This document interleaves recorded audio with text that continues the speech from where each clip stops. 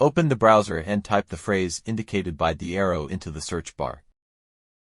In the list of results, find the page whose address begins with www.microsoft.com and has a description matching or similar to the one indicated by the arrow.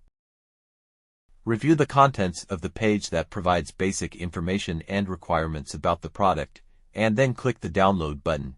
The appearance of the page may change. Open the downloaded file.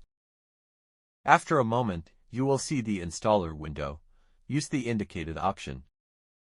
Read the license agreement and accept it if you agree to its terms. Without acceptance, you will not be able to use the program.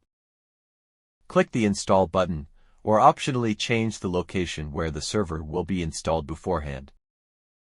The installation process will begin, which has been omitted here as it is fully automated.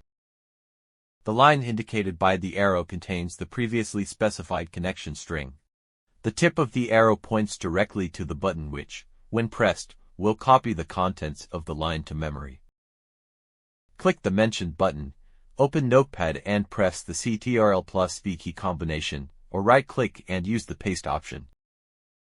A connection string may contain sensitive authentication data, so treat it like passwords or logins and protect it from unauthorized access. Pay attention to the next arrow that has appeared on the screen.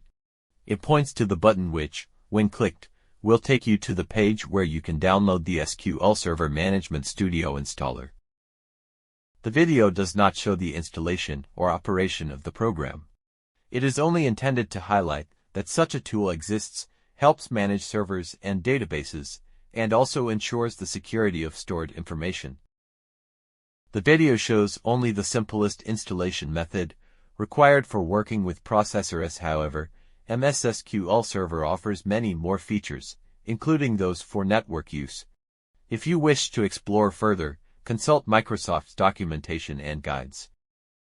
Finally, click the button highlighted in blue and confirm the completion of the installation process.